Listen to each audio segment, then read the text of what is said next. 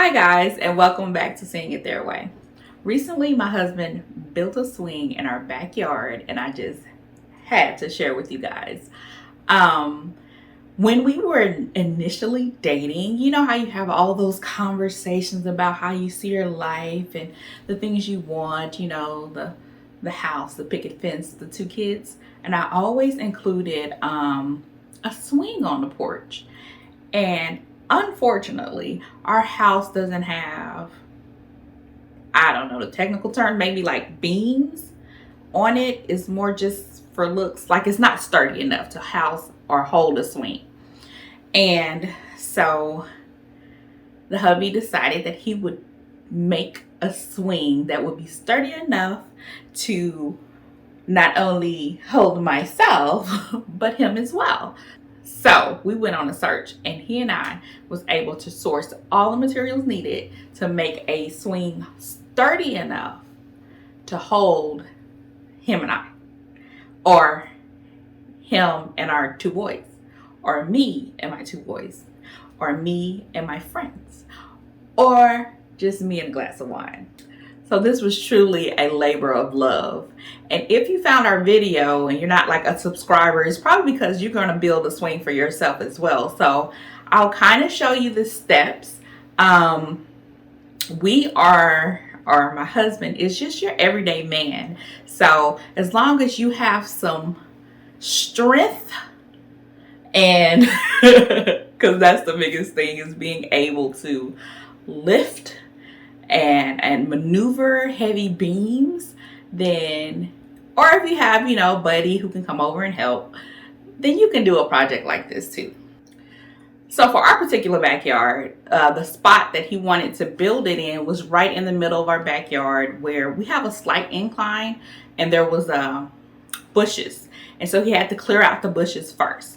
And that took a little while and I patiently waited. He may say I not so patiently waited, but hey, I did my best. Before I get too far, let me address the elephant in the room. Why aren't I doing this on the swing? Well, there's outdoor noises and I wanted you guys to be able to hear me, but it's right over my shoulder.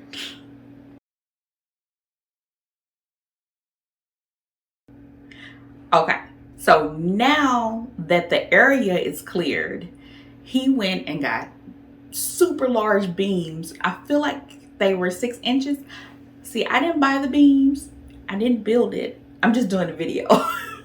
So I'll put the details on the screen of the size of the beams that he purchased. And the size of the beam are in direct correlation with the amount of weight it needed to be able to hold. So in total, he purchased 3 beams, and they were all, 6 inches thick? I may be right. So they were beefy beams. In addition to purchasing the beams at this point, he also purchased a thingy to make a hole. What is that thing called? You go like this, you go in the ground, and then you take the dirt out. And he had to dig like a hole that was like 3 feet deep. But it didn't take as long as I was thinking it would. We live in Georgia and we have Georgia clay, and it's pretty tough to dig in, but he got it done in one day. And at that point, he set the poles in the hole and put, 2 of the poles, 2 holes, 2 of the poles, about 6 feet apart. I think, yes. 2 holes, 2 poles, 6 feet apart, pole and hole. And then he put in quick set concrete. I messed this up. He had these poles he had these sticks holding the pole straight, right? Leveled is the word. This is going to be the most entertaining video ever, because why am I doing this and he's not? Oh, because he's busy. But anyway, so concrete in the hole around the post, let it set. It hardened pretty quickly, and it really was ready for you to put the top beam on it within 24 hours. Well, we needed an assist on this because, as I said, those beams were heavy and she could not help him. So a friend came over, and although they had some struggles, one of the biggest things is that we're doing it on an incline, and so the ladders that they were on were like not leveled, and this happened.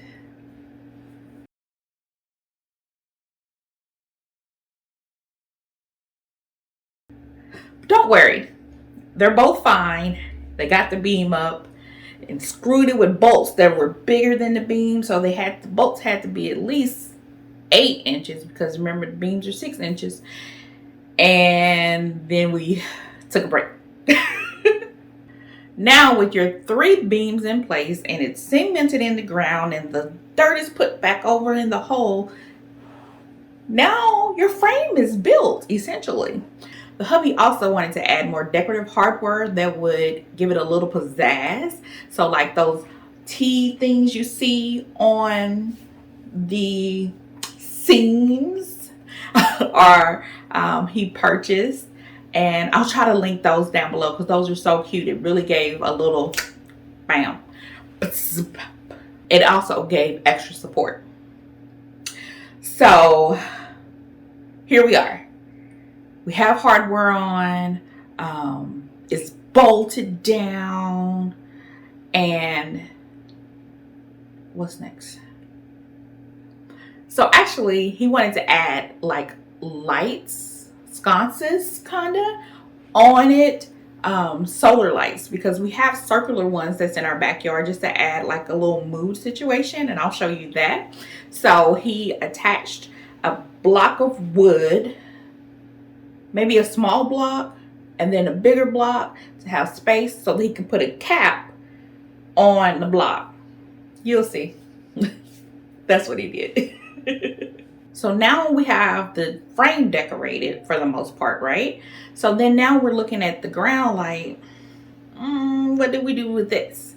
Naturally, we have pine trees in our backyard, so we have free pine straw that falls down to cover the hill that was exposed from us pulling out, or from him pulling out the bushes in the back. But we wanted to create a moment right under the swing, just to kind of define the space. So we opted for black river rocks, and they're pretty large, like probably like 4-inch river rocks. And we like put a ground covering underneath it, trim around it, added the river rocks, figured out the river rocks were slippery and you probably would fall trying to get into the swing.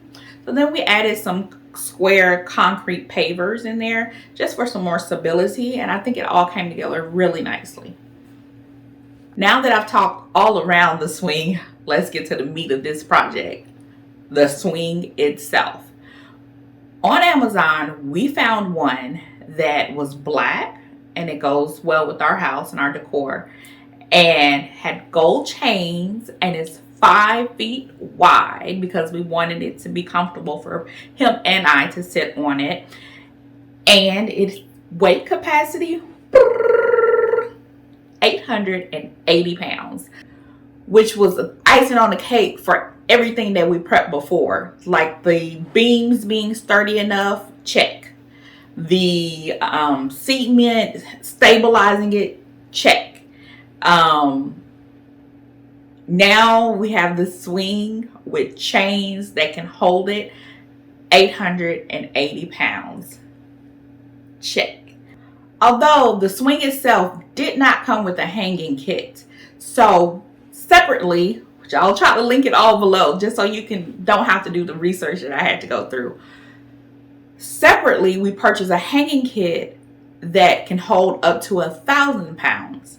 So it's like just being consistent with the products that you're putting together in order to have something that is strong enough to carry the weight load that we needed to carry was very important. So found this kit. Not only did was it like a hanging kit, but it has like a spiral, I'll show you, where a spring, that's what it's called, a spring, to where when you sit down, it gives a little bounce. So the swing is bouncing a little bit, so that kind of distributes the weight more evenly, which is great. So not only can we swing, but we can bounce a little bit, which is fun. The biggest takeaway from the video should be to be consistent with the weight capacity of all the products that you use. So you need the big beams, you need the heavy duty springs and kit set to hang it. You need a high weight capacity swing. And when you put it all together, you'll have a swing set that you and your loved ones can enjoy for years. Thank you guys for watching, and I hope you have an amazing day.